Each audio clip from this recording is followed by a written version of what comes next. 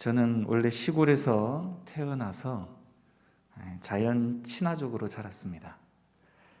산과 들에서 모든 놀잇감을 생산했고요.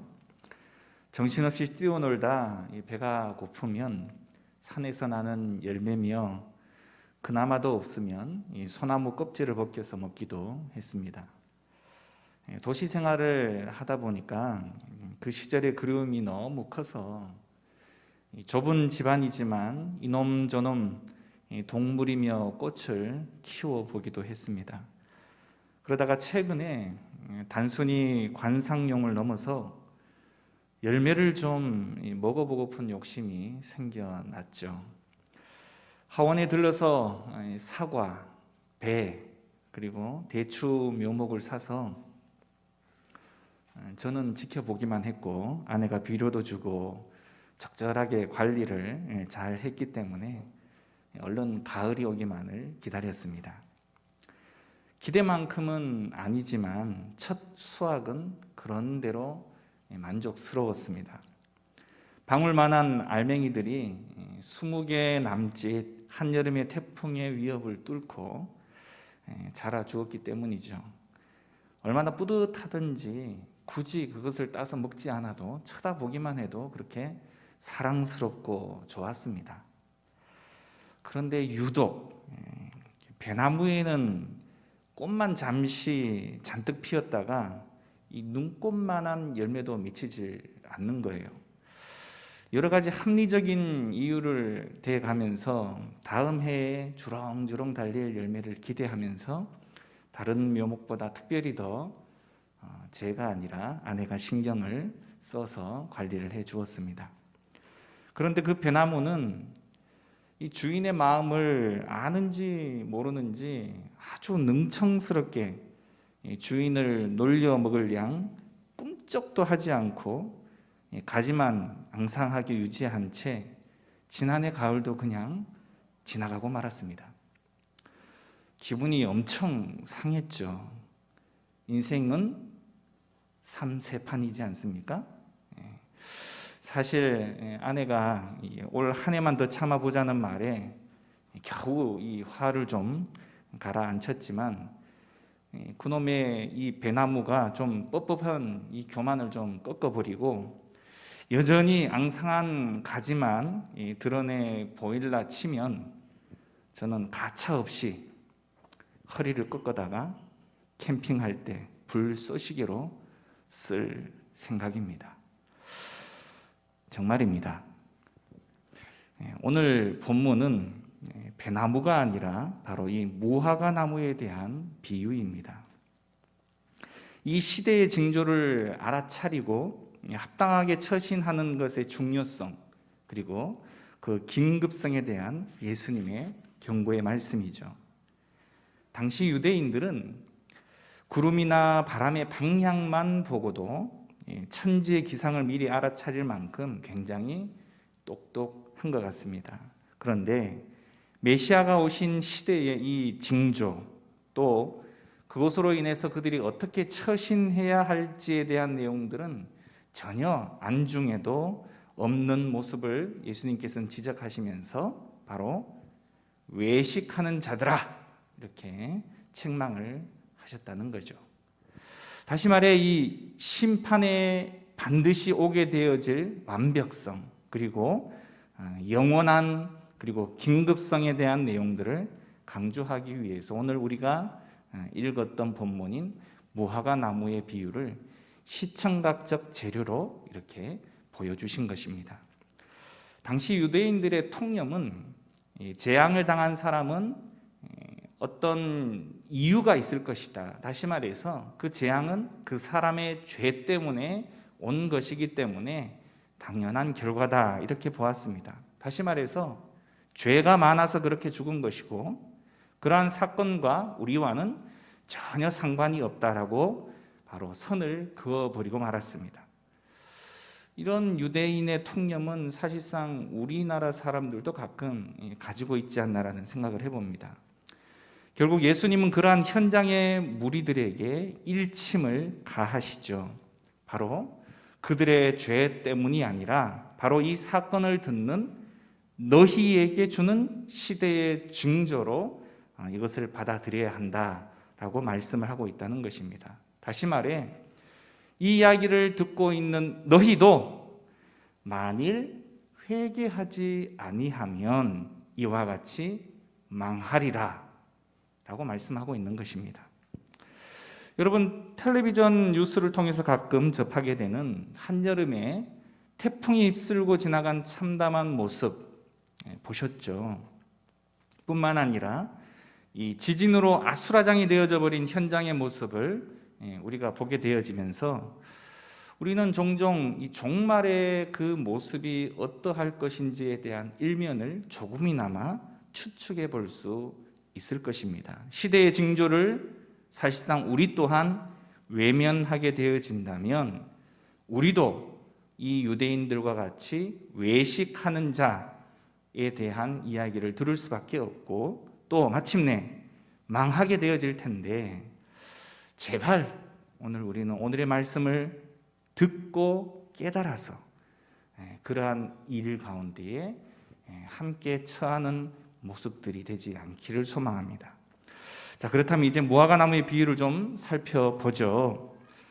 우리나라 남쪽 지방에서도 제법 흔하게 볼 수 있는 이 무화과나무는 사실상 그 모양이 비뚤비뚤하고 제 멋대로 퍼져서 사실상은 어떤 건축물에 쓰는 제목으로는 별 효용 가치가 없다고 합니다. 뿐만 아니라 볼품도 없을 뿐만 아니라 아름다운 꽃이나 또는 향기도 없기 때문에 사실상 이 나무는 관상용으로도 쓰이는 나무가 아닌 것이죠.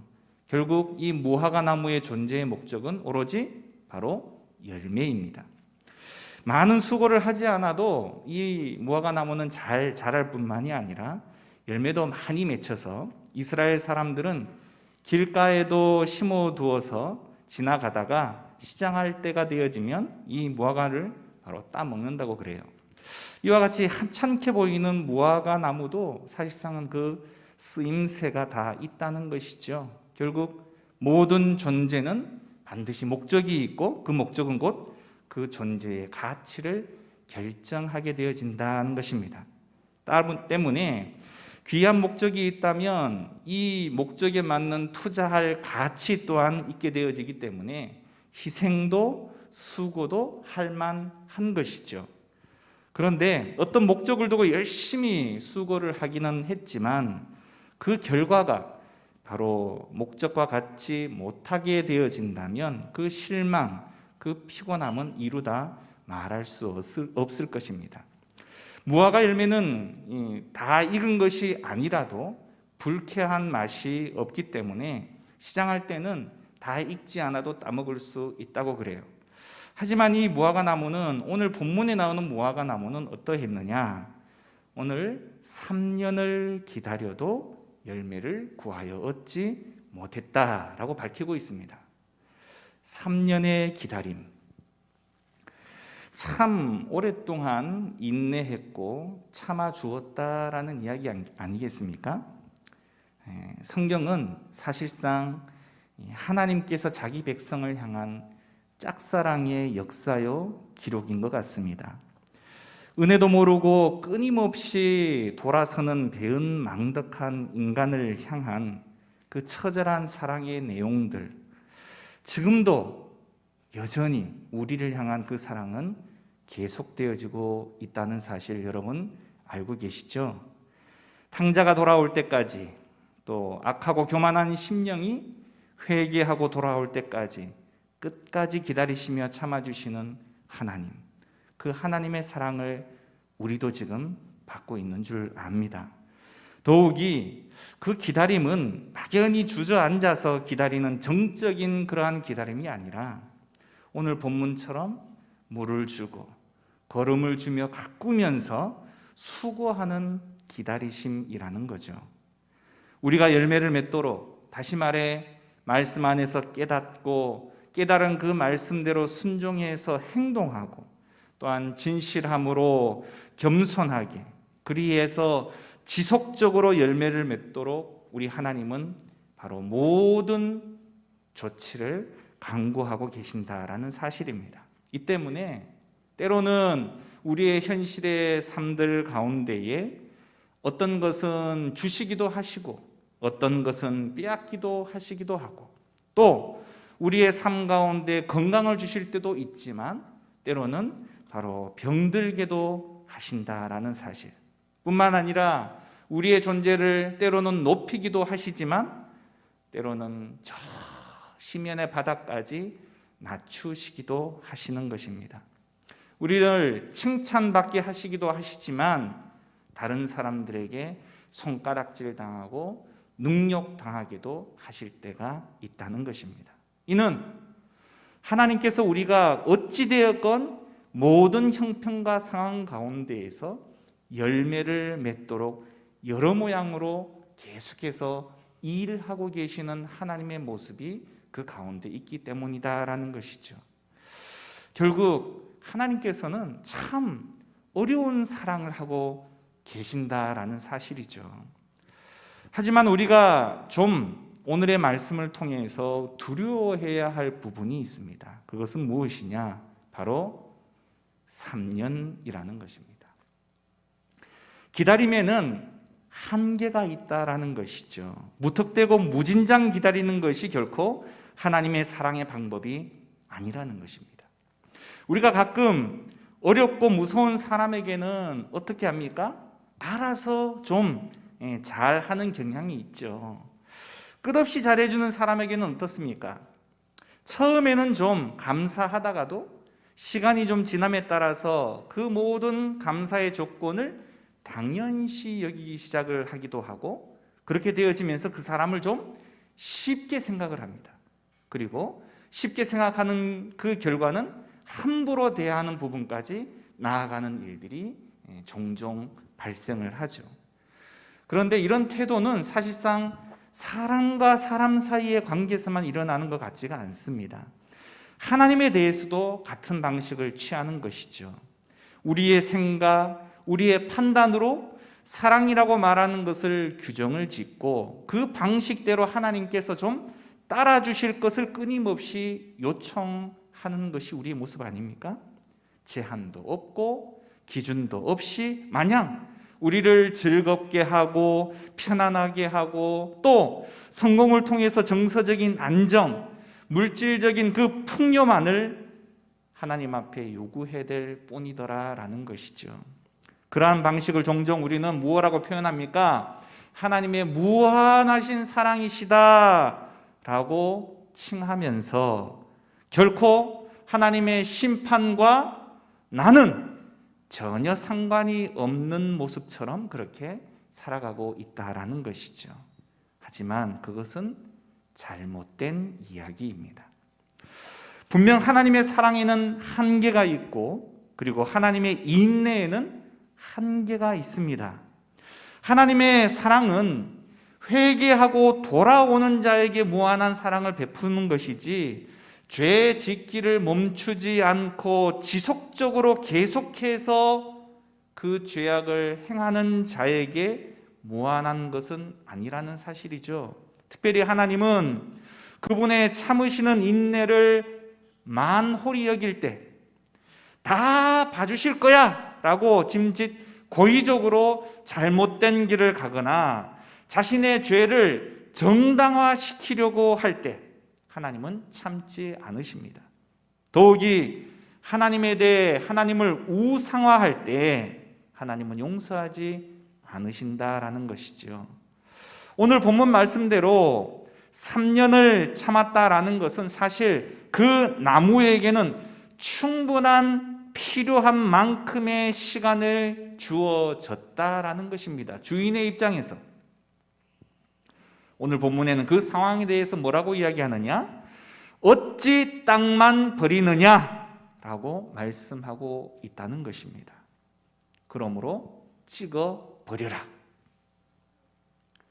상황만 보아서는 100번 마땅한 이야기죠. 하나님의 은혜를 많이 받고도 계속 곁길로 가고 은혜를 소멸하게 되어진다면 반드시 엄한 심판이 있을 수밖에 없습니다. 그 나무는 결코 그로 인하여 할 말이 없는 것이죠. 사랑하는 여러분, 저는 오늘 성경의 어려운 이야기를 여러분들하고 나누려고 하는 것이 아닙니다. 깊은 해석을 통해서 여러분들하고 무엇인가를 나누려고 하는 것은 아니에요. 잎이 무성하고 겉모습은 굉장히 그럴싸한데 정말 속을 뒤적여 아무리 찾아보아도 열매를 온데간데 없이 찾아보기 힘든 그 무화과 나무를 좀 가만히 생각해 보시라는 겁니다. 우리의 영적인 상태를 너무 잘 대변해 주고 있는 모습이 아닙니까? 열매 맺을 충분한 시간과 환경이 주어졌음에도 불구하고 열매에는 전혀 관심이 없고 그저 화려한 겉모습만 치장하고 있지는 않느냐라는 것이죠. 무화과 본래의 존재의 목적은 다 잃어버리고 노력해도 따라갈 수 없는 관상용 나무나 향기를 내는 여타의 다른 목적을 가진 나무를 그냥 부러워만 한 채 되지도 않는 그 모습을 되려고 애만 쓰다가 삶에 찌들어 신내만 풀풀 날리고 세상으로부터 아무런 영향력도 발휘하지도 못한 채, 아니 자기 몸 하나 제대로 건사하지도 못하고 세상에 조롱이나 받고 있지는 않느냐라는 것입니다.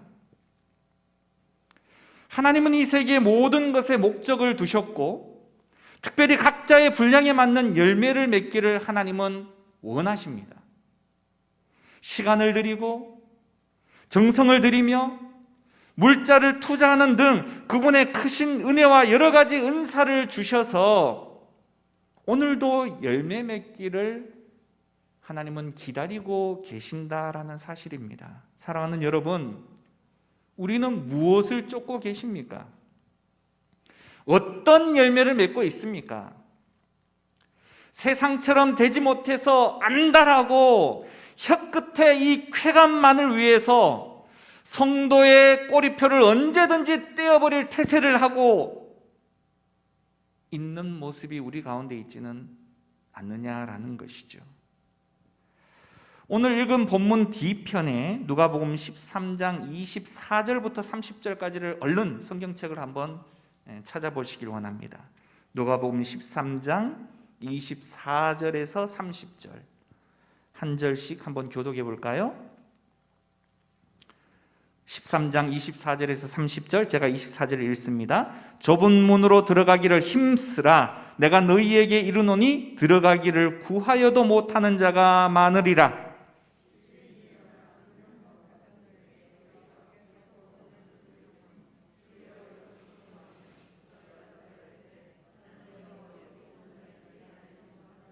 그때에 너희가 말하되 우리는 주 앞에서 먹고 마셨으며 주는 또한 우리를 길거리에서 가르치셨나이다 하나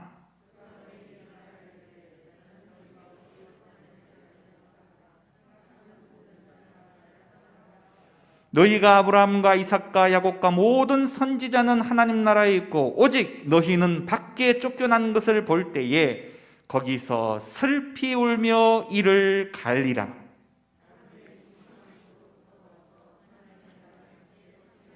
같이 합니다.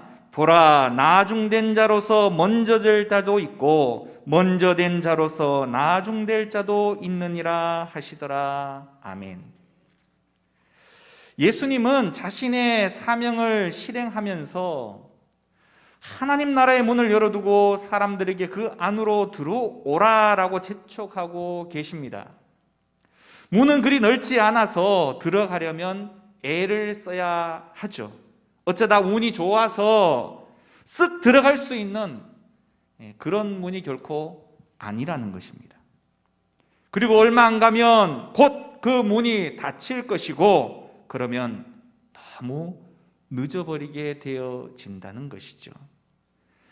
일부 성도들은 하나님의 축복 대부분을 문화적 유산처럼 물려받는 것으로 생각했던 과거 유대인들처럼 기독교 가정에서 태어났기 때문에 혹은 문화적으로 기독교와 접촉하며 교회 놀이를 하고 있기에 나는 괜찮아 라고 생각하는 경향이 좀 있는 것 같습니다. 좀 제가 더 신랄하게 꼬집어 볼까요? 주님은 우리 각자에게 너는 나를 아느냐? 라고 질문을 하셨는데 우리는 어떻게 대답하느냐? 교회 안에서 아이들의 놀이처럼 목사, 장로, 권사, 집사의 역할놀이를 하고 있기 때문에 저는 주님, 저 교회 30년 다녔어요. 저는요, 직분도 있어요. 저는요, 예배 빠뜨리지 않고 꼬박꼬박 나오거든요. 저는요, 다 하지 못하는 11조도 빠지지 않고 해요. 저는요, 주일 새벽부터 밤 늦은 시간까지 봉사도 그럭저럭 하고 있습니다. 라고 대답을 합니다. 그런데 이 대답에는 문제가 있어요, 여러분. 왜 그렇죠? 정작 주님의 질문과는 전혀 상관이 없는 대답만 늘어놓고 있다는 거예요. 너는 나를 아느냐라는 질문을 했는데 마치 지금 제가 말씀드렸던 이 역할놀이를 예수님을 아는 것으로 착각하고 있다는 것입니다. 그러면서 자동적으로 하나님의 축복을 나는 그것을 통해서 받아낼 것이고 세상 가운데 끊임없이 야기되어지는 하나님의 심판에 경고하는 나는 전혀 상관이 없는 사람이야 라고 생각을 한다는 것이죠. 예수님 당시 종교 지도자들이나 유대인들처럼 사실상 나 자신의 현재의 믿음의 실상과는 전혀 상관없이 그렇게 살아가고 있다는 것입니다. 따라서 여러분, 우리의 외면의 수많은 포장들이 도리어 우리 내면의 믿음의 실상을 제대로 파악하지 못하게 만들고 있다는 것 여러분 아십니까? 영적인 감각을 무디게 만들고 돌이켜야 할 필요조차도 망각하게 만들 뿐만이 아니라 그 시점, 그 때도 놓쳐버리게 만드는 너무나 안타까운 현실에 복창하고 만다는 것입니다. 그러나 하나님의 은혜에서 자동으로 권리를 확보할 수 있는 사람은 단 한 사람도 없다는 사실을 기억해야 합니다. 따라서 신앙 공동체와 그저 단순한 접촉 정도로 관계를 유지하는 사람들은 그들이 진정으로 살아계신 그리스도를 향한 믿음을 통해서 죄 사함을 경험해야만 합니다. 그분의 성품과 자신을 향한 은혜를 체험할 수 있도록 먼저 믿은 사람들의 인도함을 받아야 할 필요성이 있다라는 거예요. 알아서 하겠지, 그냥 내버려 두면 자동적으로 믿음이 쌓이겠지. 아니요. 주님은 우리에게 여전히 물으십니다. 너희는 나를 아느냐? 장차 우리가 얻을 구원은 지금 바로 여기서의 문제와 직결되어져 있습니다. 마치 무화과 나무에게 심판이 1년 동안 보류되어 한시적인 기회가 주어졌듯이 우리에게도 한시적인 기회로 주어져 있는 지금 여기서 이 삶은 너무나도 중요한 시간입니다. 나중에 다음에 그때가 되면 이렇게 미루다 보면 영원할 것만 같았던 돌이킬 수 있는 기회의 시간의 문은 나도 모르게 닫혀버리고 만다는 사실이죠. 기회로 주어진 지금 여기서 해야 할 일이 무엇일까요? 우리가 읽었던 본문의 내용처럼 좁은 문으로 들어가기를 힘쓰라는 것입니다. 힘쓰라는 말은 뭐예요? 명령이에요. 이는 예수께서 인격적으로 응답하는 삶을 말하는 것으로 그분이 원하는 방식대로 우리는 주님과 연결되어져 있어야 합니다. 유대인들이 닫혀진 문 앞에서 어떻게 이야기를 했어요? 자기들도 주님을 알았다고 이야기합니다. 주님과 관계가 있다고 여러 가지 내용들을 이야기하면서 항변을 하지만 그 모든 장황한 설명들은 우리 주님 앞에 거절당하고 말았습니다. 다시 말해 자신의 영광을 위해서나 하나님의 뜻과는 전혀 상관없는 나의 열심, 내 만족, 내 의를 위한 모든 섬김과 봉사와 예배는 하나님과 전혀 상관이 없다는 거예요. 어떤 이들이 가끔 그래요. 기도하면 속이 후련해. 통성 기도하면 속이 후련해. 물론 이 말에 진의가 하나님께서 나의 마음을 만져주시는 것으로 인한 서로 간의 교통이라면 충분히 의미가 있습니다. 하지만 그냥 소리 지르는 것으로 카타르시스, 이것을 느끼는 것으로 내가 만족하는 것이라면 그것은 하나님과 전혀 관계가 없는 거예요. 구원의 문은 우리가 임의로 주문 제작할 수 있는 것이 아닙니다. 다시 말해 내가 선택한 문에 대해 하나님 제발 좀 인정해 주세요 라고 말할 수 있는 것이 아니라는 거예요. 자신의 요구가 아닌 하나님께서 바라시는 조건에 따라 그분께 나아가야만 한다는 것입니다. 하나님께 복종하고 자신을 온전히 맡기는 일은 쉬울까요? 아니요. 결코 수월하지 않기 때문에 그래서 필요한 것이 믿음이라는 것입니다. 따라서 좁은 문으로 들어가기를 힘쓰라라는 말은 인간 스스로 막 노력해서 구원을 쟁취하라라는 말이 아니라 나에게는 철저하게 소망이 없습니다. 유일한 소망 대신 그리스도를 그래서 간절히 알기를 원합니다. 어떤 대가를 치르더라도 힘써서 그분을 따르겠습니다. 이런 마음이 바로 힘쓰는 거예요. 모든 사람들은 이 구원을 위해 자신의 죄를 따라서 철저히 깨달아야만 합니다. 미워해야만 한다는 것이죠. 그 반복적인 죄에서 이제 돌이켜야 하는 것입니다. 이것이 회개예요. 삶의 목적과 방향을 그리고 돌이킨 이후 하나님께로 맞추어서 그분만을 의지하고 따라가야 하는 것, 그것이 바로 좁은 문으로 나아가기 위한 힘씀의 내용입니다.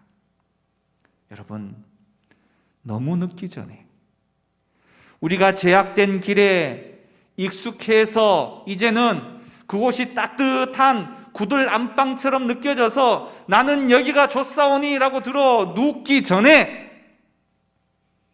반드시 올바른 응답이 있어야만 한다는 것입니다.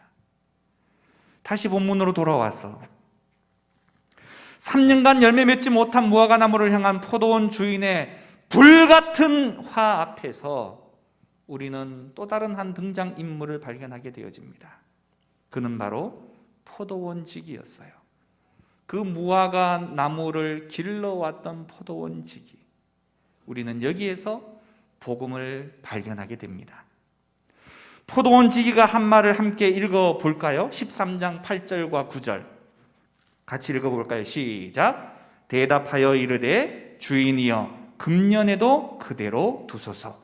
내가 두루 파고 거름을 줄이니 이후에 만일 열매가 열면 좋거니와 그렇지 않으면 찍어 버리소서 하였다 하시니라. 이 이야기는 비유입니다. 따라서 무화과 나무는 이스라엘을 가리키고 있고요, 포도원지기는 그리스도를 말하는 것으로 많은 학자들은 그렇게 이야기하고 있습니다. 포도원지기는 사실 할 만큼 열심히 땀 흘리며 정성을 기울여서 이 일을 했습니다만 기대했던 무화과 나무에 열매가 없기에 이제는 찍을 수밖에 없는 운명에 이르게 되어졌는데 전혀 잘못이 없는 포도원지기가 그 책임을 지겠다는 것입니다. 주인이여 금년에도 그대로 두소서. 내가 한 번 더 수고하겠습니다. 이것이 복음이에요. 이것이 은혜입니다. 이때 이 포도원지기가 사실 나타나지 않았다면 어떻게 되어졌을까요? 혹 그 자리에 이 포도원지기가 있었음에도 불구하고 나는 나의 할 일을 다 했기 때문에 나도 더 이상 책임지지 않겠습니다, 나 몰라라 했다면 그 무화과 나무는 그냥 그 자리에서 찍히고 마는 것입니다. 그렇지 않습니까? 이것이 바로 중보적인 역할이죠. 하나님의 심판과 인간의 멸망 사이에서 대신하여 기도하는 것, 이 중보적인 기도에 힘입어서 이 무화과 나무는 생명을 보존하게 되는 것입니다. 여러분, 진정한 사랑이 무엇입니까? 저는 이렇게 표현하고 싶습니다. 진정한 사랑은 책임지는 것이다. 어떤 공동체이든 책임을 회피하는 사람이 많아질수록, 특히 그 공동체의 리더들이 책임을 회피하면 답이 없습니다. 오늘 본문의 이 포도원지기는 마치 자신이 잘못한 것 같이 1년만 더 참아주십시오, 내가 두루 파고 걸음을 주며 한 번 더 노력해 보겠습니다 라며 책임을 지고 나온 것입니다. 나무가 나쁘다느니, 흙이 좋지 않았다느니 이렇게 핑계대지 않았고 내가 그냥 수고하겠습니다 라는 거죠. 이 포도원지기를 통해 받은 은혜로 나무는 1년을 더 살게 된 것입니다. 열매를 위해서는 반드시 사랑과 희생의 수고가 따라야만 한다는 것이죠. 죄에 대해서, 심판에 대해서 대신 책임을 지는 이 엄청난 중보적 희생이 바로 여기에 있는 것입니다. 주님이 우리에게 그렇게 해주시지 않았습니까?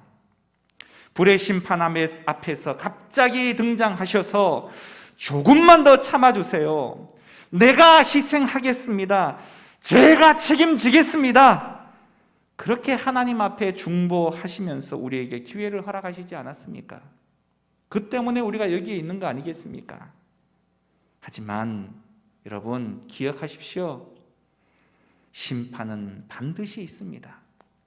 다만 그 심판이 사랑의 주님으로 인해서 단지 보류되고 있을 뿐이고, 그 보류에는 그러나 반드시 한계가 있다는 사실입니다.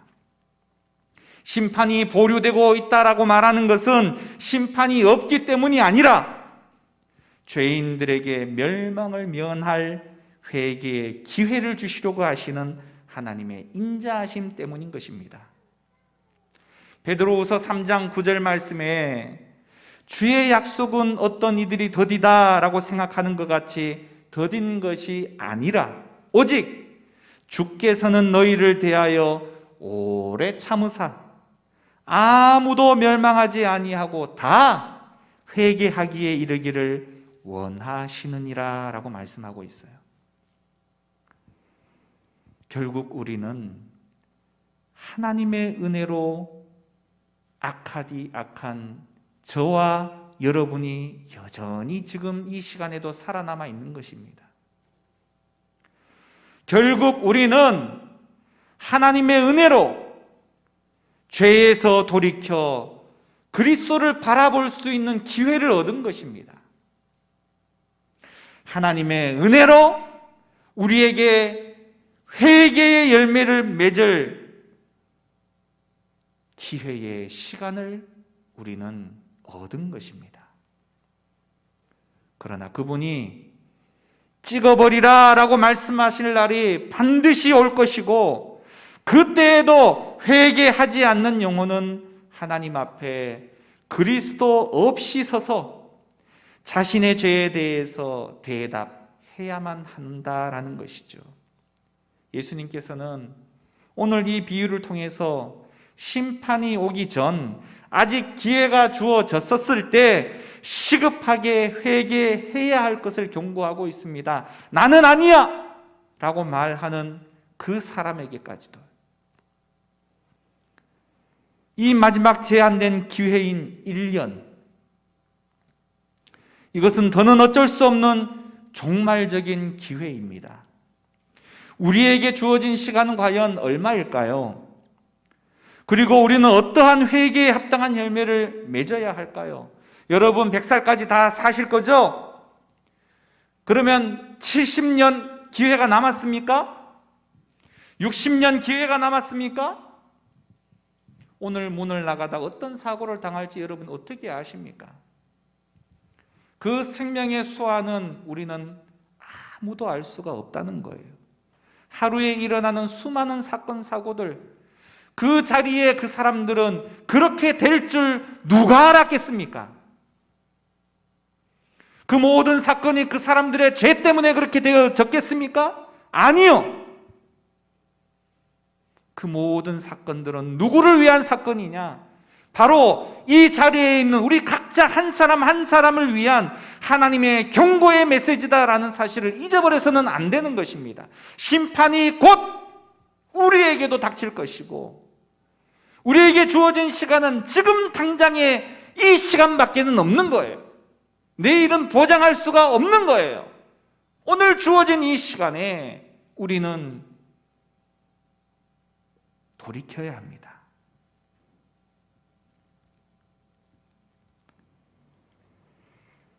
베드로후서 3장 10절에서 15절의 말씀에 대한 내용들을 저는 정리하면서 마지막 결론을 내려고 합니다.